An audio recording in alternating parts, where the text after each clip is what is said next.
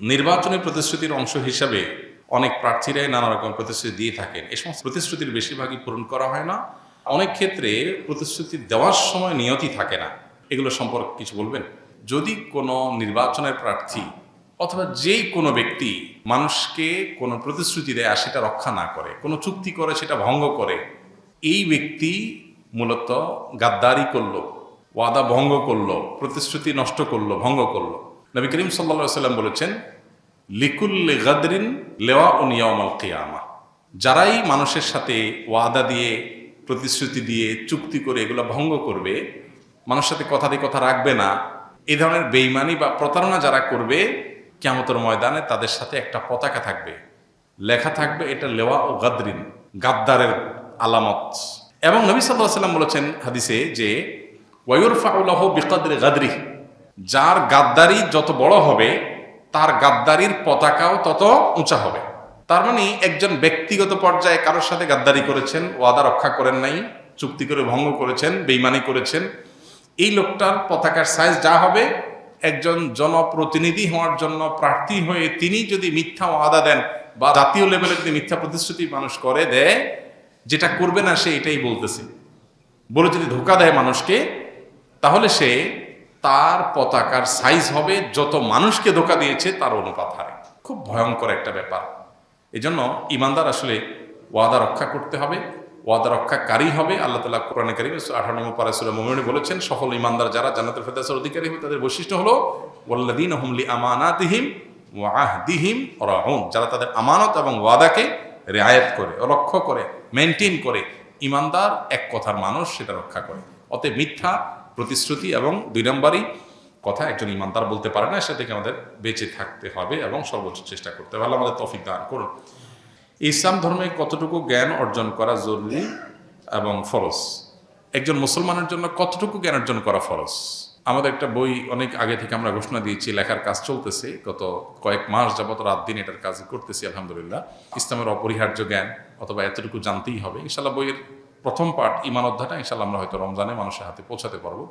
সেখানে আমরা এই সম্পর্কে বিস্তারিত লিখছি। আমি শুধু সামারি বলছি, ঈমানের একেবারে মৌলিক বিষয়গুলো এবং সেই সাথে যে বিষয়গুলো পালন করা ফরজ সেগুলোর ইলম অর্জন করা ফরজ, যেগুলো পালন করা ওয়াজিব সেগুলোর ইলম অর্জন করা ওয়াজিব, যেগুলো সুন্নাহ সেগুলো ইলম অর্জন করা সুন্নাহ। সুন্নতের ইলম অর্জন করা ফরজ না, আবার ফরজের ইলম অর্জন করা সুন্নত না। এখন কিছু ফরজ আছে সবার জন্য ফরজ, ফরজে আইন, যেমন 5 ওয়াক্ত নামাজ। তাহলে নামাজের ফরজ পরিমাণ ইলম, মানে ফরজ আদায় করার জন্য যতটুকু লাগে ততটুকু ইলম সমস্ত মুসলমানদের জন্য শেখা কি ফরজ। ঈমান রক্ষা সবার জন্য ফরজ, তাহলে ঈমান রক্ষার জন্য যা যা দরকার, ঈমানের বেসিক বিষয়, সেগুলো সবার জন্য জানা ফরজ। এখন নামাজের কিছু সুন্নত নফল আছে, যে মুস্তাহাব আছে, সেই কাজগুলো সবার জন্য জানা ফরজ না, ওইগুলো জানা মুস্তাহাব বা সুন্নতটা সুন্নাত। এ হলো কতটুকু ইলম অর্জন করা ফরজ, তার মেয়ার বা মিটার। এখন একজন ব্যবসায়ী, তিনি দোকানদারি করেন, তার জন্য দোকানে হালাল হারামের ব্যাপার আছে, তাহলে এই সংক্রান্ত ইলম অর্জন করা তার জন্য ফরজ। একজন চাকরিজীবী, তার জন্য এই ইলমটা অর্জন করা ফরজ না। এই জন্য যিনি যেই হালের মুখোমুখি, আরবিতে একটা প্রবাদ আছে, আফদালুল ইলমে ইলমুল হাল ও আফদালুল আমালে হিফজুল হাল। সবচেয়ে উত্তম ইলম হলো যে যে অবস্থার মুখোমুখি হবে সেটার ইলম, আর সবচেয়ে উত্তম আমল হলো যে অবস্থা আছে সে অবস্থা আল্লাহর হুকুমকে সংরক্ষণ করা, এটা হলো সবচেয়ে উত্তম আমল। তো ইলমের ক্ষেত্রে আপনি যে অবস্থার মুখোমুখি হবেন ওই অবস্থার ইলম অর্জন করা, ফরজটা হলে ফরজ, নফলটা নফল হবে। আত্মহত্যাকারী চিরস্থায়ী জাহান্নামী এবং তার জানাজা পড়া বৈধ নয়, এই কথা কতটুকু সত্য হাদিসের আলোকে জানতে চাই। একটি হাদিস সহিহ মুসলিমে আছে, বিশুদ্ধভাবে বর্ণিত হয়েছে, আত্মহত্যাকারী ব্যক্তি জাহান্নামে স্থায়ী আযাবের মুখোমুখি হবে। অনেক উলামা ইকরাম এই হাদিসকে ব্যাখ্যা ছাড়া হুবহু এভাবেই গ্রহণ করেন যে হ্যাঁ, আত্মহত্যাকারী চিরস্থায়ী জাহান্নামী, হাদিসে চিরস্থায়ী জাহান্নামী বলা আছে। আবার অনেক উলামা ইকরাম ব্যাখ্যা করেন যে এখানে যদি কেউ আত্মহত্যাকে বৈধ মনে করে, তাহলে সে একটা হারাম কাজকে হালাল মনে করলো, যে কারণে সে কাফের হয়ে গেল এবং সে কারণে সে চিরস্থায়ী জাহান্নামী হবে। আর যদি কারোর মধ্যে অপরাধ বোধ থাকে, সেটাকে হালাল মনে করে করছে না, বেঈমান হয়ে মারা যাচ্ছে না, ইরতিদাদ হয়ে তার মৃত্যু হচ্ছে না, তাহলে সেক্ষেত্রে তার এই মৃত্যুটা, এটার কারণে সে স্থায়ী জাহান্নামে যাবে না, বরং দীর্ঘকাল জাহান্নামে থাকবে, যেটাকে আরবিতে অনেক সময় স্থায়ী জাহান্নাম বলতে বোঝানো হয়, যেমন যাবজ্জীবন বলতে একটা লম্বা সময়কে বোঝানো হয় এরকম। কিন্তু এইটার উপরে কোনো সন্দেহ নাই যে আত্মহত্যাকারী করা জঘন্য অপরাধগুলোর একটা স্থায়ী জাহান্নামের মুখোমুখি হওয়ার পথ সুগম হতে পারে, আল্লাহ না করুক, নানা কারণে। এজন্য কোনো অবস্থাতেই কারোর আত্মহত্যার কথা মাথায়ও আনা জায়েজ নয়, বা এটাকে নিয়ে পজিটিভ চিন্তা করার কোনো সুযোগ ইসলামের দৃষ্টিকোণ থেকে নাই। এটা জঘন্য অপরাধ, এবং এত বড় অপরাধ যে একজন মানুষ খারাপ কাজে লিপ্ত হয়েছে, হারাম কাজ করেছে, চুরি করেছে, তার জানাজা পড়েনি নবী সাল্লাল্লাহু আলাইহি ওয়াসাল্লাম, এমন হয়নি। কিন্তু কেউ আত্মহত্যা করেছে, নবীজি জানাজা পড়েন নাই। তবে সে ইসলাম থেকে খারিজ যেহেতু হয়ে যায় না টোটালি, যদি সেই মান নিয়ে তার মৃত্যু হয়ে থাকে, তাহলে সে অন্য লোকরা তার জানাজা পড়বে, কিন্তু নবীজি পড়েন নাই। এবং এই মাসআলার উপরে ভিত্তি করে উলামা ইকরাম ইজতিহাদ করেছেন যে সমাজের গণ্যমান্য যারা আছেন, ইমাম সাহেবরা পড়াবেন না, মুয়াজ্জিন সাহেবরা পড়াবেন, গণ্যমান্যরা পড়বে না, অন্যরা পড়বে, যাতে করে আত্মহত্যা এটা যে জঘন্য অপরাধ সেটা সে বুঝতে পারে। আত্মহত্যা করা মানে আল্লাহর পরে নিরাশ হয়ে যাওয়া, যেটা কুফরি। এই জন্য কোনো মানুষ সেটা করতে পারেন না। মানুষ আত্মহত্যা কখন করে? যখন আশা ছেড়ে দেয়। ইমানদার আশা ছাড়তে পারে না। ইমানদার বিশ্বাস করবে নিঃশ্বাস ছাড়ার আগ মুহূর্ত পর্যন্ত আল্লাহ আমাকে সকল বিপদ থেকে ব্যাক করাতে পারেন, সেই শক্তি আল্লাহর আছে।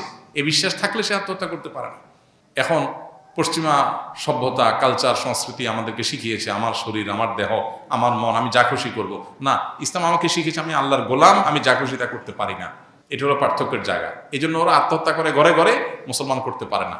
মুসলমান আল্লাহর কাছে নিজেকে সঁপে দেয়। যে আত্মহত্যা করে সে মনে করে দুনিয়ার ভেজালতে বেঁচে গেছি, দুনিয়ার ভেজাল থেকে বেঁচে তো জাহান্নামে ঢুকলো, আরো বড়টাতে বিপদটাতে গেল। আর যে সবর করে, আল্লাহ তাআলা সবরের বিনিময়ে তার ভুল ত্রুটি মাফ করবেন ইনশাআল্লাহ। আমাদের বাবা ঢাকা নবাবপুরে বিশিষ্ট ব্যবসায়ী, আমি মাদ্রাসায় পড়তাম। আমার স্মৃতিশক্তি কম থাকায় 2 বছর পরও পরীক্ষা দিতে পারিনি, তাই এখন পড়াশোনা ছেড়ে বাবার ব্যবসায় সহযোগিতা করছি। আমার বাবা দোকানের কর্মচারীদের সাথে ভালো ব্যবহার করেন, কিন্তু আমার সাথে তিনি গালমন্দ করেন, আমাকে ইঙ্গিত করে কষ্ট দিয়ে কথা বলেন, যার ফলে আমার দোকানের কর্মচারীগণ হাসাহাসি করেন। এতে আমি কষ্ট পাই। এক্ষেত্রে আমার বাবার উদ্দেশ্যে কিছু বলুন। প্রথম কথা হলো যে বাবা যদি কর্মচারীদেরকে কিছু না বলে সন্তানকে কিছু বলে, তাহলে ধরে নিতে হবে যে সন্তান আপন হওয়ার কারণে তার সংশোধনের জন্য নিজস্ব লোক হিসাবে বলে। আরেকজনের সন্তানকে, আরেকজনের বা ভাইকে, ব্রাদারকে, অন্য ঘরের মানুষকে শাসন করতে ইতস্তত বোধ করেন, কিন্তু নিজের সন্তানকে শাসন করেন। যে অনেক সময় দেখা যায় যে নিজের সন্তানকে বেশি শাসন করা হয়, এটা স্বাভাবিক। যিনি প্রশ্ন করেছেন তাকে বলতে চাই, আপনার বাবা আপনাকে একটু বেশি শাসন করেন, দোকানের অন্য কর্মচারীদেরকে শাসন করেন না। এটা আপনি ঘরের লোক হওয়ার কারণে। কারোর ছেলে বিড়ি খায়, কেউ তাকায়ও না, নিজের ছেলেটা বিড়ি খাইছে দেখলে শাসন করে, এটি তো স্বাভাবিক। বড় তবে আপনি যেটা বলেছেন গালমন্দ করার কথা, সেটা যদি সত্যি আপনার বাবা করেন সেটা অন্যায়। অনেক বাবা আছেন যারা সন্তানদেরকে শাসনের নামে গালমন্দ করেন, মুখ খারাপ করেন, রূঢ় আচরণ করেন, এবং তারা মনে করেন তারা বাবা, তারা মা, তারা যা খুশি তা করবেন। জি না, এত সহজ না। আল্লাহ সুবহানাহু ওয়া তাআলার কাছে আমরা সবাই মুকাল্লাফ, আল্লাহর কাছে আমরা সবাই বান্দা, গোলাম। সো সন্তানের সাথেও আমার আচরণটা সুন্দর হতে হবে। আপনি সন্তানের সাথে যাচ্ছে তা আচরণ করতে পারেন না, শাসনটাও শিখতে হবে। এই যে ভালো প্যারেন্টিং, ভালো অভিভাবকত্ব, এই বিষয়টার সাথে একজন মানুষের ইবাদতের সম্পর্ক সুনিবিড়। অভিভাবক হয়েছেন দেখে সন্তানকে যা খুশি বলে তা বলতে পারেন না। পাশাপাশি বাবাদের, মায়েদের এটাও খেয়াল করা দরকার যে নিজের সন্তানকে শাসন বেশি করবেন সেটা যেমন সত্য, আপনার আচরণ, ভালো আচরণ পাওয়ার হকদার অন্য লোকের চাইতে আপনার পরিবারের লোক আরও বেশি, সেটাও সত্য। অতএব এখানে ব্যালেন্স করার একটা ব্যাপার আছে, যেটা সন্তান হিসাবে বাবার এটাকে পজিটিভলি নেওয়া যতক্ষণ পর্যন্ত শরীরে ভায়োলেশন না হয়। আবার বাবা হিসাবে শাসন করার পাশাপাশি সোহাগ, স্নেহ অন্য যে কারোর চাইতে